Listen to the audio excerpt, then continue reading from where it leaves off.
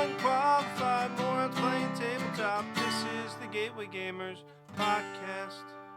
Hi, welcome to the Gateway Gamers podcast. I'm Brian, And I'm RP. and this is a podcast where a veteran like me introduces the world of gaming to a noob.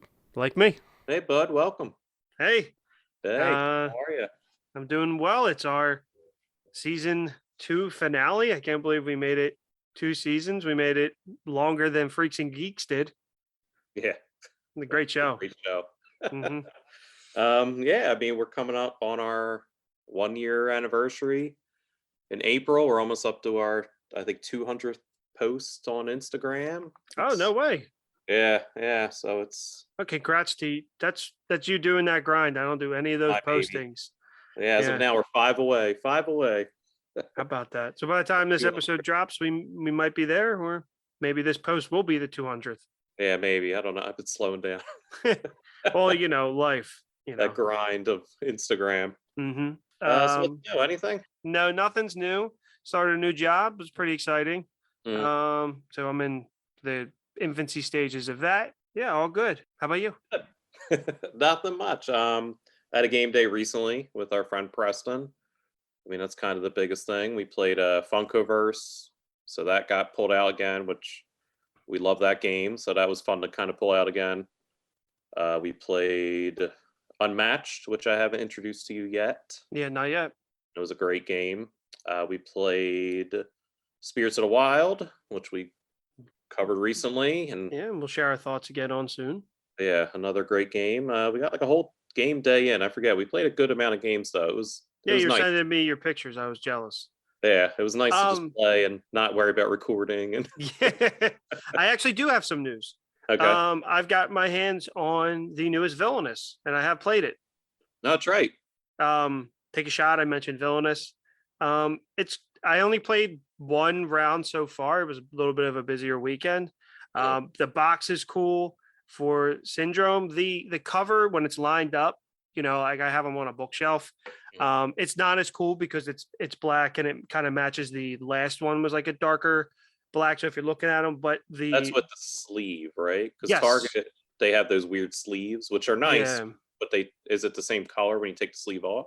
No, when you take the sleeve off, it's a nice like burnt orange, I would say.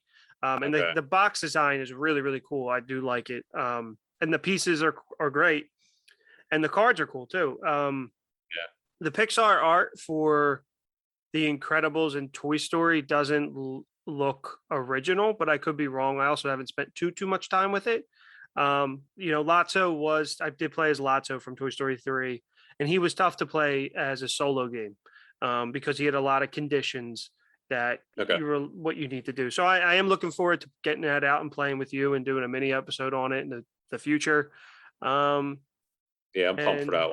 Yeah, and I Yeah, got another game Anytime that new Villains comes around, either Yeah. the Marvel or Disney, I'm there. I have to check the pamphlet. Maybe they teased what the next one is. Yeah, the shadow on the back. That's usually what they do. I do have to check that. So maybe when we're done here, Maybe that'll be my 200th post. yeah, maybe. Hey, Prospero Hall, check this out. And then I did get another game as well. I bought 2 games Okay. that we'll get to over the summer. Yeah, I think we're gonna hint that at the end of this episode. We have something big planned for Mhm. season 3, quote unquote, as we call season 3. So stay tuned for the end of the episode. We're definitely gonna talk about what's upcoming, and we're both pretty excited for it. It's gonna be I just got very fun goosebumps. summer. What was that? I got goosebumps. Yeah. Ooh. Yeah, I'm excited. So if you looked at the title, we are doing our top 10 of season 2. So the last 10 games or so that we kind of played, we're going to just re-talk about and rank them.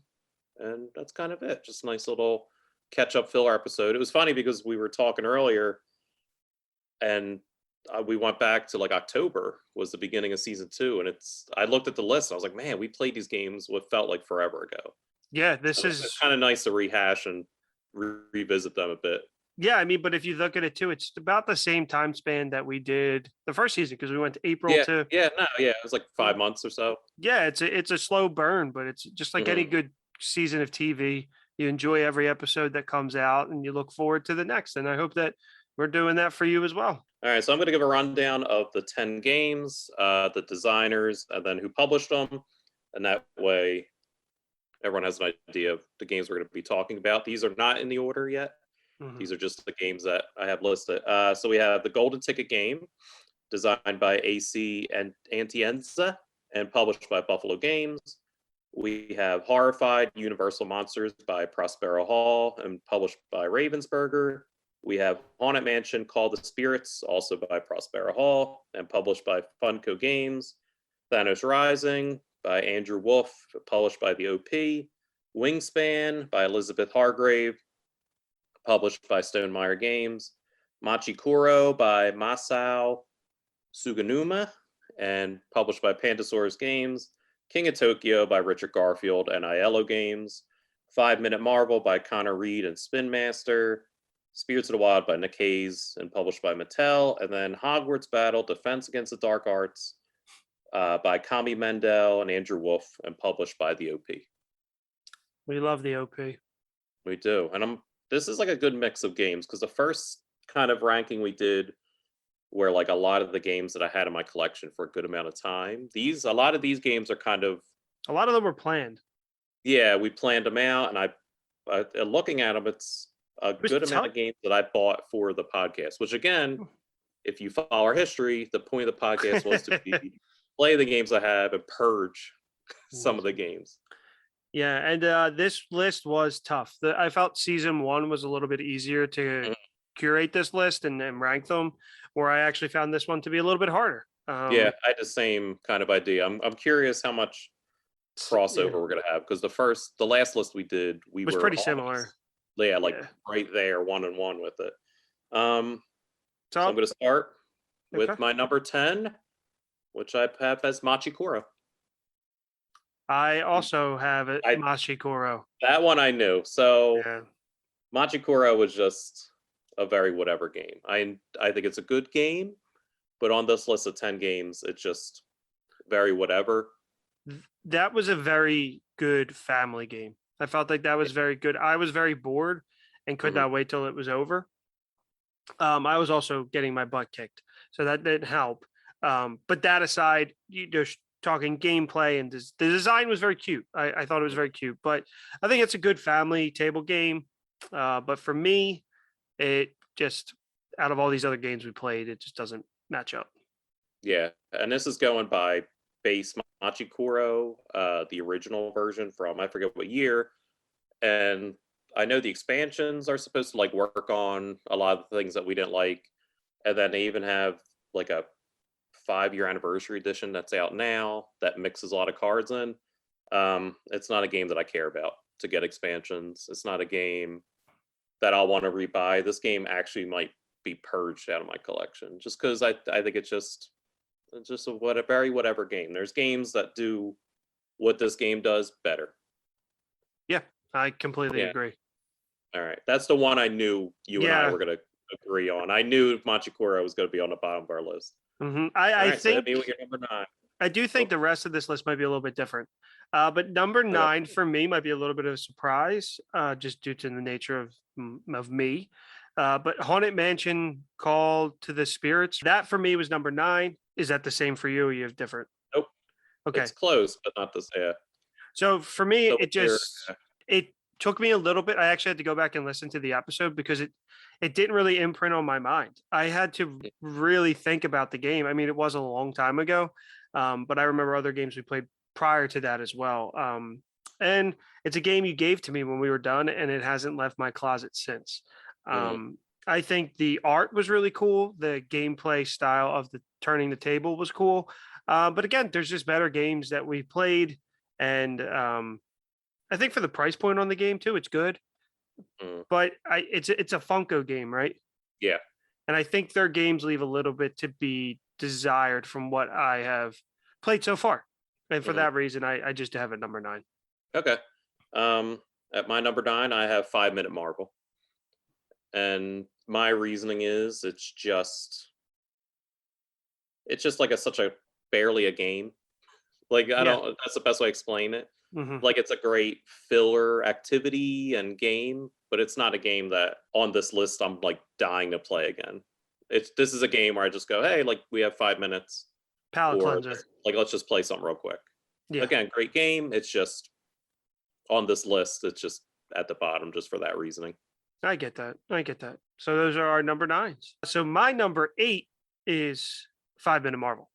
Okay. Basically, everything you just said. It's not that much of a game. It's more of a palate cleanser. It's a really fun time. It's a good party game, and it's very, very easy to learn, and it's quick. And I just liked it a little bit more than I liked Haunted Mansion. Actually, I think I liked it a lot more than I liked the Haunted Mansion game because I would want to play that again. So for that reason, I have it at number 8. Okay. My number 8 is Haunted Mansion Call of the Spirit. I forgot I gave it to you. That's how much I haven't thought about this game since we kind of played it. And I did really enjoy this game. I think the production's great. Again, Prospero Hall, we always praise them. They do a great job. It's just, again, where my collection, I have a lot of set collection games and games that do very similar things. So it just didn't need to be in my collection, clearly, because I gave it to you. Mhm. And I never thought about playing it again. The IP of it was cool. Yeah, it's a great game. Like, it really is. It's Funko did a good job, but the art is great. The mechanic of the spinning middle room is great. It's just, if in my collection, I just have very similar card collecting games, Mhm. that this one just didn't fill the itch that if I want to play a card collection game, this wouldn't be the one I pull out. That's fair. I think that's very fair. Like I kind of just said. All right, so my number 7 is the Golden Ticket game. Wow. Yeah. I do like this game a lot. So price point, everything we kind of talked about, components, it was like $20. I think it's a great game, but again, it's not a game that I pulled out kind of since we played it. I played it with you, I played it with my wife, and I I feel did like play it you with played it a bunch of times. I played it like a lot within those couple weeks. Okay. Like when I first got it, you and I played it. I played it with my wife a couple times. I played it with my nephew. And then it just kind of fizzled out. Like, it wasn't a game that held my attention for that long. Okay. And that's why I kind of dropped. I mean, I would play it again, Well, I but feel the like games I have ahead of it just kind of annihilate it in terms Okay. of like gameplay. Wow. It's a Okay. great game. It just, that's where it falls on this list. I mean, it got your money's worth. It was cheap, $20, Oh, yeah, great $20. production value. Yeah, it is a great game. Again, like all these games are, except for Machi Koro. But it just lies where it lies. How about that? My number 7 is King of Tokyo. I like this game a lot, and Brian just died a little bit. I like this game a lot. I thought this game was actually super cool. The design, the production value, the ease, the dice were so cool. Mhm. However, I like a couple of the other games more. This is very easily a game I would play again. We played it 3 times, I think. Mhm. The first time we played it because I liked it that much, and it's a game that I would consider adding to my own collection. One, because it was a lot of fun, but it would be easy to teach my wife, and so she could play with me. Yeah, Even and though like I said, the expansions for the game make it even better, and I think that's something down the road we should we definitely do maybe that. revisit. Maybe even just the next game day, pull this out again so we can play. Because I Yeah. loved the character. I had like the pumpkin Jack, whatever. It was a Yeah. pumpkin head, and I thought Pumpkin he was Jack or something, so dang cool, man. And Mhm. maybe at the end I might regret where I put this, but right now it's just when I made my list, this is how I felt, Yeah. and I really, really highly regard this game. Though it was created by Richard Garfield. it's Richard Garfield. Yeah, he makes good stuff. Yep. So, but for that reason, I have it at number 7. All right. My number 6 is Hogwarts Battle Defense Against the Dark Arts. As is Um, mine. Yeah, it was just, you and I have probably different like reasonings behind it. Mine is just, like I said, I have the big box. And so if I want to fill the itch, I'll play that one. But I didn't want to put this game low because I do enjoy it. Like, this list was tough. I really had a hard time where to put the next top 5, especially. I sat for a while and really had to like think about it. Like you said, I kind of listened to the episodes before and kind of like got our ideas at the time, and I had a hard time. So this one I had a really hard time with because, again, I love the gameplay. I love the theme, but it just doesn't scratch the itch that the other game would, which is unfair because we're only supposed to be doing these top 10. Like it's only supposed to be, but it's just that's we where it's falling for me. we played a lot of really great games this season. But Hogwarts, Harry Potter, whatever, Defense Against the Dark Arts battle, whatever the heck it's called. I also have that at number 6 for all the reasons you said. I haven't gotten a chance to taste the big box yet. I'm excited to, because I really enjoyed this game. I enjoyed the take that mechanic of it, where you're playing it and learning how to deck build. This was, as we said in our episode, I played this game prior. This was the first deck builder I've ever played. And I really, really enjoyed it. All the cards are themed, so it has a cool theming to it. The board, the pieces, all of it it feels very Harry Potter. And I loved it. I really did. So for that reason, number 6. And also that was one of our more fun episodes that we did too. I feel like that was a really good episode. I was a little buzzed on that one. I was like... But it has a special place in my heart for that reason, and in my heart because it was our couples month of February, and so number 6 was Harry Potter battle. So I gotta say the whole name: Harry Potter Hogwarts battle, Defense Against the Dark Arts. There you go. What an unnecessary mouthful. It's funny. I have it as Hogwarts on my paper. I have it at Hogwarts battle. Dada. Well, that's what. Defense Against the Dark Arts. I just have HP battle. It's number 5. My number 5 is King of Tokyo. Okay, all right, not too much different than mine. Yeah, and again, it's only because the games ahead of it I just enjoy so much. But I do love King of Tokyo. It was probably one of the first games I bought when I came into the hobby, and it's a game that it's one of my gateway games. If someone wants to play a game, I pull this out real quick because it is just a quick setup. It's a quick teach, a quick dice roll. Yeah. You could play if you want to battle. You could play the cards. So it's a very depending on how the person wants to play, and it's just a quick teach, quick play game. Yeah, we learned it in I feel like 5 minutes, and it's a definition of a gateway game that oozes theme. It's Yahtzee. I do love Yahtzee. It's monsters. I mean, and almost everyone knows Yahtzee, even if you're not a hardcore board game or a tabletop gamer. So so that's where it is for me, number 5. I think I don't know how you're going to react to this, so you might want to strap in. Number 5, I have Wingspan. Okay, that's fine. All right, I didn't know, because I know you regarded that game pretty highly when we were playing it. So it's funny, I'll talk about it when I get to Wingspan, but tell me. So I have Wingspan where it's at because of theming, for a couple other reasons. This is my preference of what we've played. I'd rather play things. I haven't thought about that game since we played it. So when we were done, I was done. But I thought it was really cool. I was surprised how much I liked it, because I remember we sat down and I was like, what the duck, man? This is I don't know if I want to play a bird game. And it ended up being really cool, and I enjoyed the mechanic of shoveling cards underneath and building up the strength or the points or whatever, and the little pieces that came with it. I really enjoyed literally everything about this game. The app, where you were scaring the crap out of me with the birds. Bird sounds. But these other games that we played specifically, I think if we did 5, this would be number 1, obviously, because of how it's ranked. But we just played 4 other games that I just really, really enjoyed and want to play again. And this one, if you pulled it out, I would play. It wouldn't be like a Betrayal on the House of the Hill situation, but it would be like, we have so many better games. But that being said, I would definitely play it again, revisit it.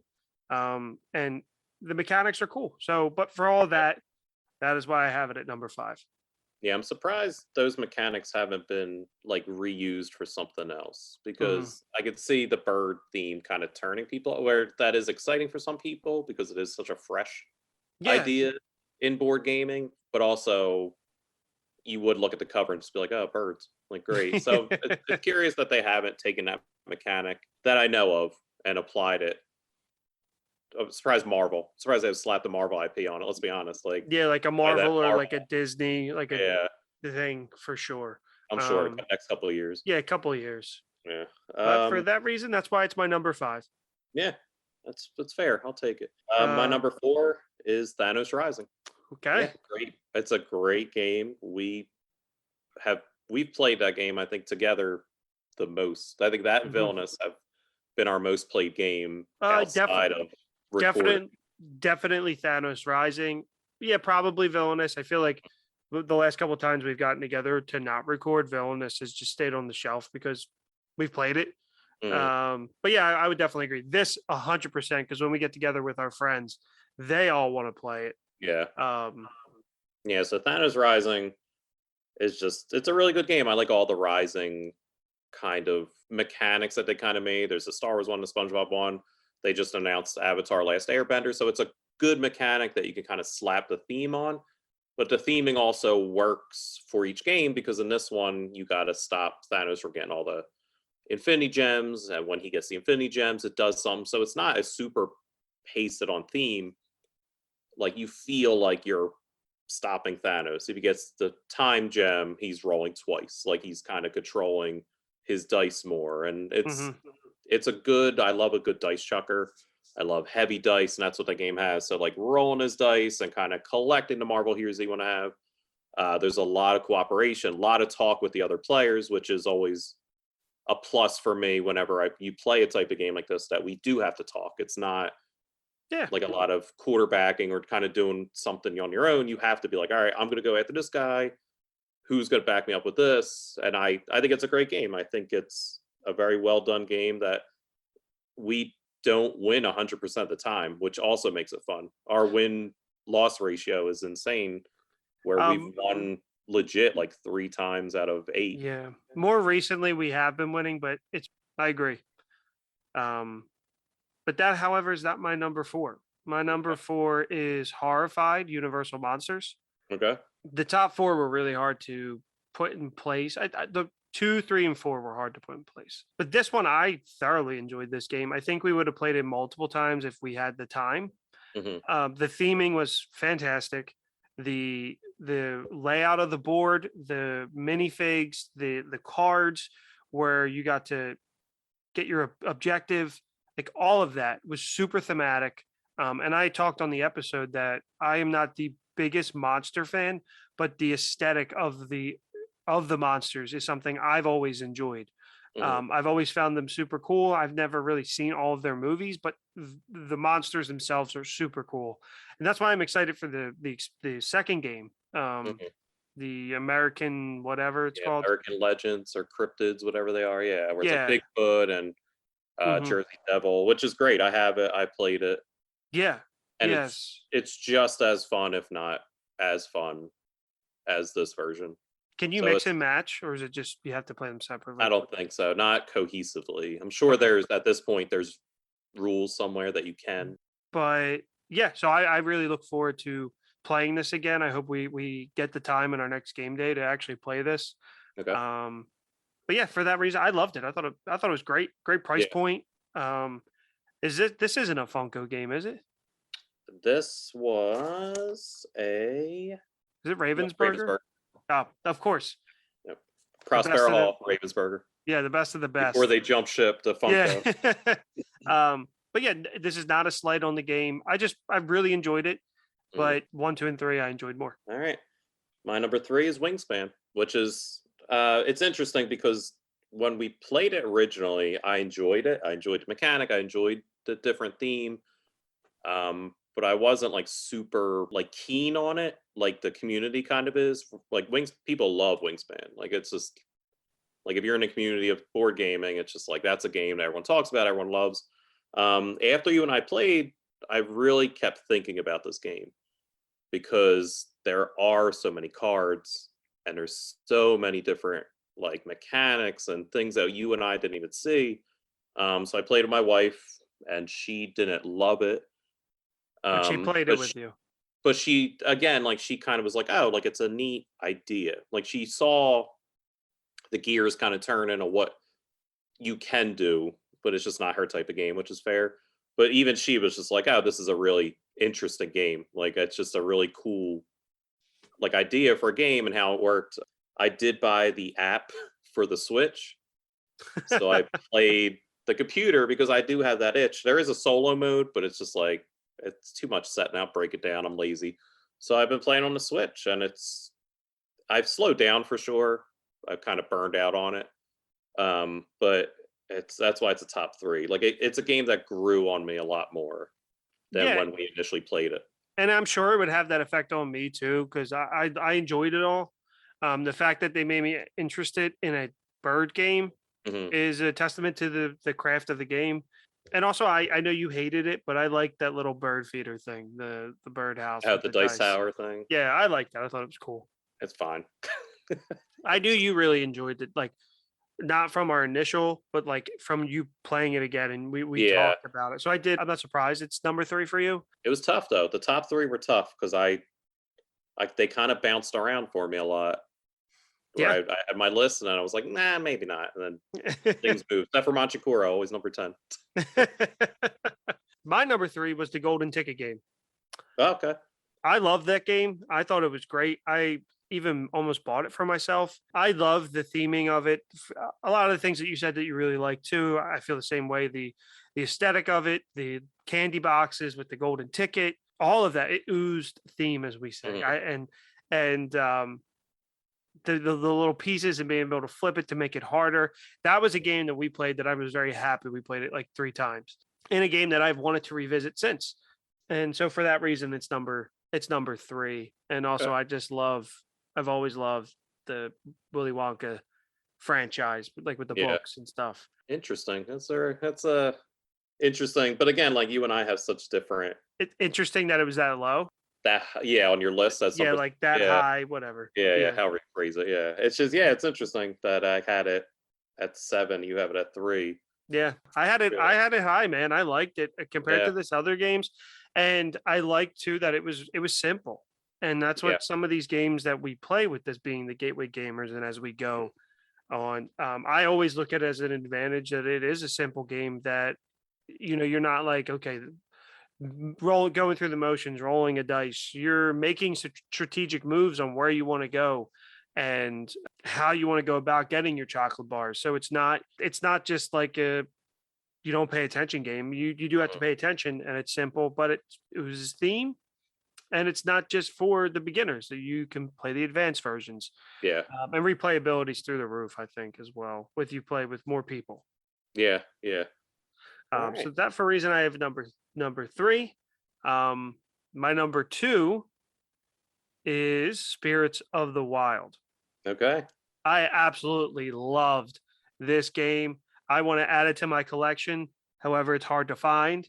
I know my wife would. I loved the design of the game, the ease of the game, and the social aspect of the game. Where me and you were, I think we played 4 times, Hmm. but we were just chit chatting, having a great time.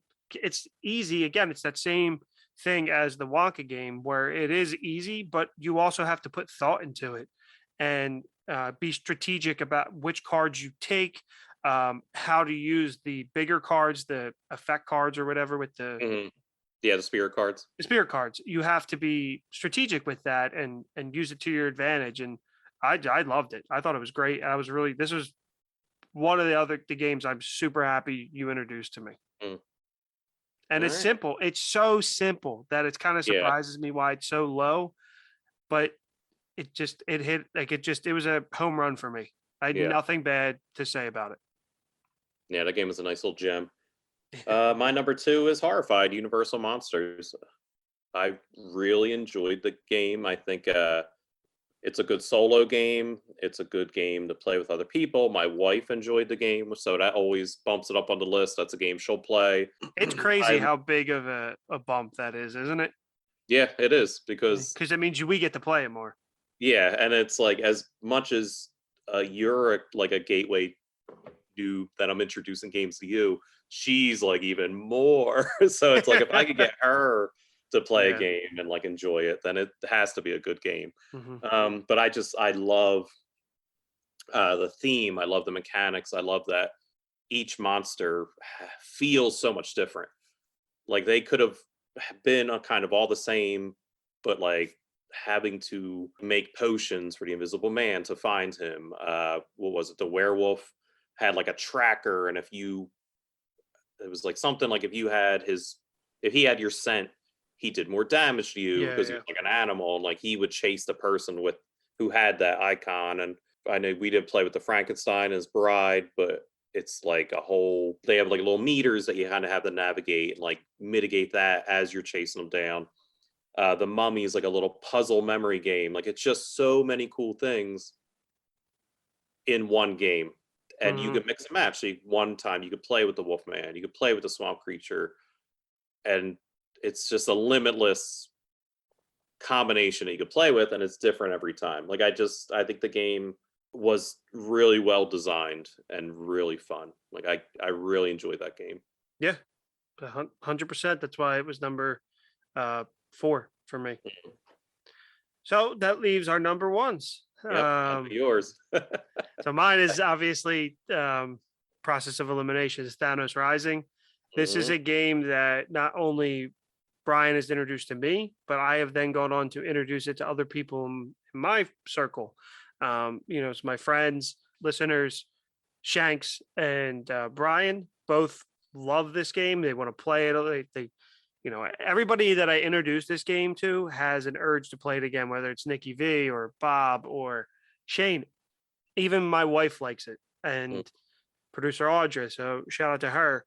And it oozes theme, man. You are taking down Thanos. As much as I love, Harry Potter and Disney, Marvel is my thing. And the Infinity War movies, Infinity War and Endgame, are two of the best movies that they've ever made, and because of Thanos. And so being able to take down Thanos and the Infinity Gauntlet, which is such a great story in the comics, and the thematic elements of that, where when he does get a stone, you move it and it flips the board, and there's an effect of that, and all the heroes that you can add to your team or that you want to take down or even sacrifice, I guess, in some aspects. And getting to be Doctor Strange and collect my team is just something that's what I want out of a game. That's not a game. That's not necessarily what a video game can give me. It's obviously a movie can't give me, but a comic book could. But this is what I want out of my thematic board games, is to feel like I'm living in or controlling the moments of the story that are really important to me or that I really enjoy. And Thanos Rising is that. And also it's awesome. The cards are great. The statue's great. The price point. Has good table presence for sure. Yeah, the dice, absolutely. The dice, the colored dice. Like at one point, I'm rolling like 8 dice because I played the cards right. And the price point was great. It was for the price of free because it was a gift from Brian. And that's the game. And it was a gift from the OP to me. So thank you, OP. But that's a game that I have played. I've played that game the most, I think. Definitely solo. Villainous probably edges it out, but like with people, that's the game I've played the most, and it's one that it's what this community is, where you introduce a game to me, and then I'm able to go and introduce it to other people who don't board game, who don't typically have any interest in playing board games, and then I get told, well, you can't come over without bringing Thanos Rising and stuff like that. So for all those reasons, and then you slowly, how about this game? And then yeah. You start. So I'm going to start trying to do that. But it is also, it's not an easy game. I've lost to Thanos so many times, and it just has that urge to really, you want to go and beat him. So for all of those reasons, to me, that's like the best feeling about playing board games, is having that feeling and enjoyment and bonding over it, and getting to spend time with your friends and family playing it. So for that reason, specifically, I pick Thanos Rising. And as your number one, you were very excited. Oh yeah, talking about that game, you earned your number one. So my number one, Spirits of the Wild. I love this game, and even I'm shocked that it's my number one. I have to say, I am really shocked that this is number one for you. Yeah, of these 10 games, this is the game that I think I would pull out first for like a 2-player, obviously, because it's only 2 players. Yeah, it's only 2-player. There's that caveat, but my wife loves it. I love it. Everyone I've introduced to this game has had the same reaction of like, let's play again immediately. And it's even after that, it's let's play again, because it's, as you said, it's quick. It is super easy. And it's like a little puzzle. Like it's a game, but it's also like a puzzle that you're playing with yourself against someone else. We also left out the awesome part of the grab bag, like the grab bag. Where you have to pick the time. It's cool. It's a very random, cool aspect. It's always going to be a random game. The end game of the clear gems coming out is such like a random like countdown to the end because you have to plan around that. Because when I played recently with Preston, we played this game. 3 of the gems came out like immediately. So I was like, oh man, we're almost at the end already. Like it was beginning of the game, 3 gems kind of were out. So I was like, I can't do this row that I normally do. So I'm going to navigate this row instead. And it's just like those type of things are what make that game so great. And it's just a well-themed game, perfect price point. I think it was like $20.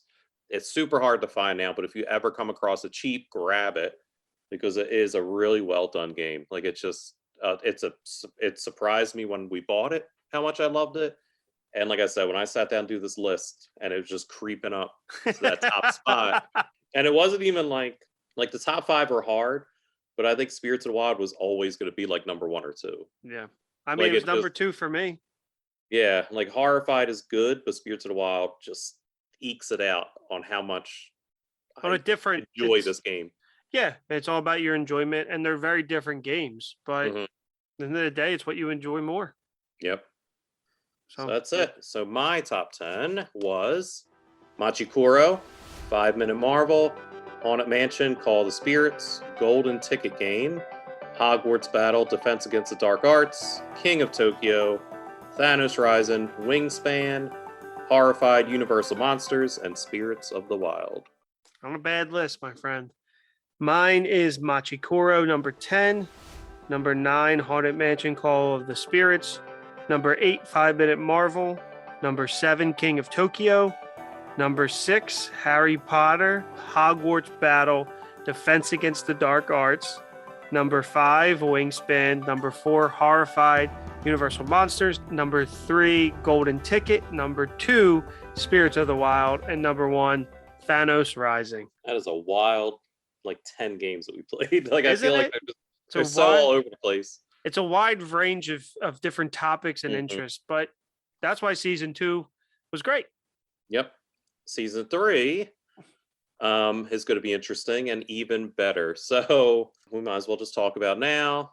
This is a major announcement, people. Yeah, this is a big deal. This is our season 2 end credit teaser of what season 3 is going to be about, what we're leading to. This is something we've been kind of planning for a while now, so it's definitely a big deal. We are going to be taking a leave of absence for 1 month.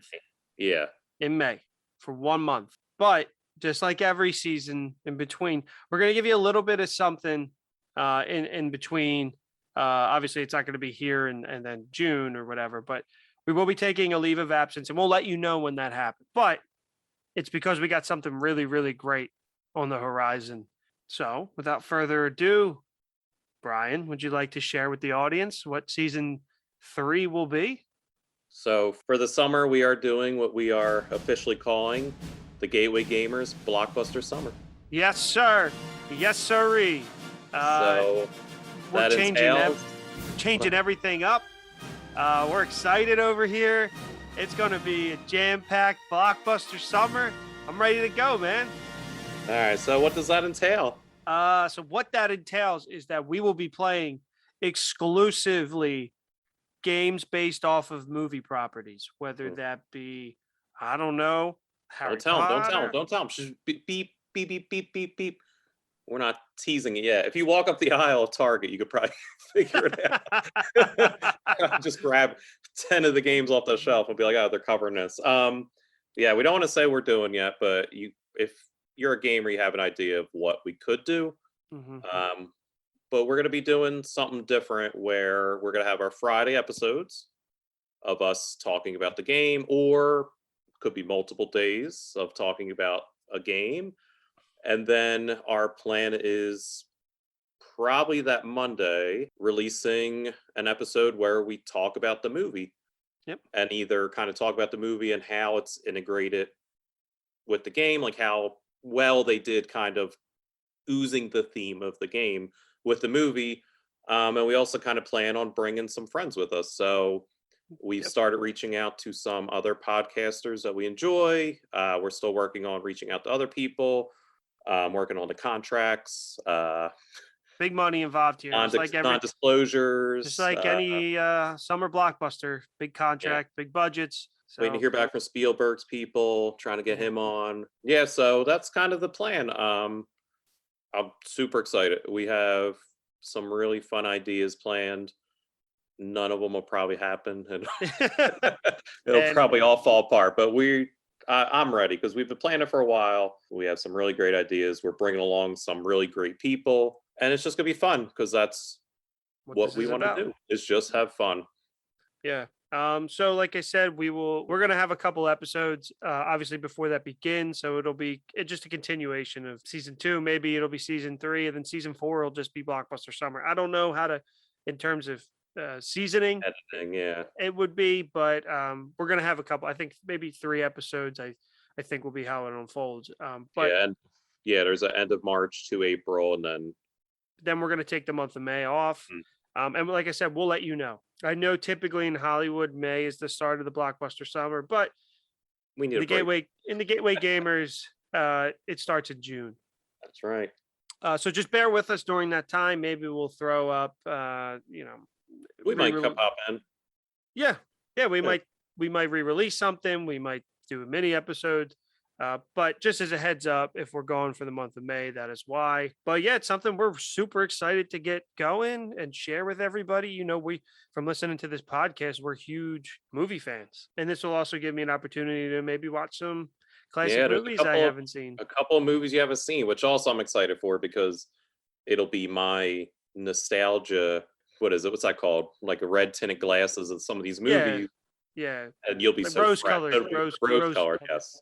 So it'll be kind of interesting. It's almost like I'm gateway moving you into and then there'll also be some, ones that we're both familiar with as well, and the audience will be. So it's exciting, and we're really ready to make our break in Hollywood. We're actually moving to the West Coast specifically to the summer just to do this. That's what May. Yeah, that's why we need May off. Yeah, we gotta move everything, all the podcast equipment out there.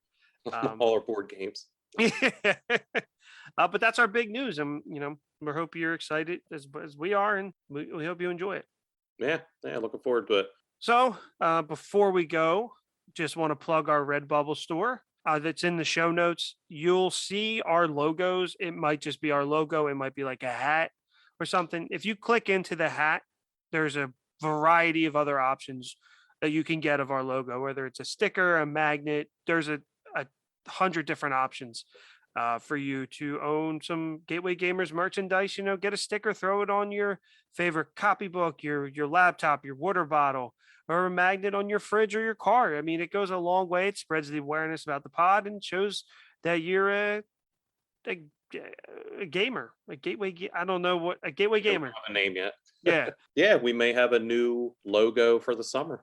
Oh no, we're definitely going to have a new. We're definitely going to have a new logo. So that's definitely in the works. Specifically for the summer. Yeah. Yeah, but just thank you again. We've knocked down another 10 plus games. It's crazy that again we're coming up to a year. Yeah, and it's been awesome. Like it's not work. Like it thinks it getting together around work and everything else is the bad part, but. Well, like anything else, scheduling is just always a pain in the butt. But when we're together, it's worth it and it's fun. Yeah. No, I've and enjoyed that's why every we second. do it. Me too, sir. All right. Well, thank you everyone for listening and for being with us for this long. If this is your first time, go back and listen to the previous episodes. They're all just as good as this, if not better. Absolutely. Or worse, depending on how you feel. But thank you again so much to everyone who does listen and will continue with us into the summer and beyond. Yep. See you then. Bye.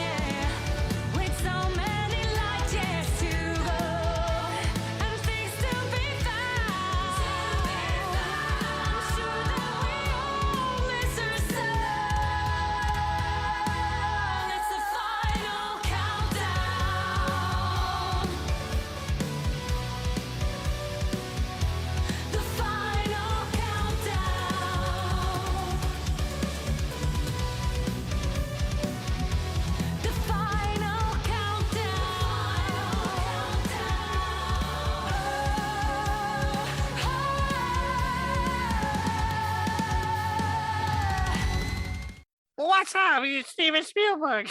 Yeah, there. Oh, he's here. Steven. Hey guys. RP, cut that. Cut that. That's it. That was a joke just for you. That was for our Sunny fans. Yeah.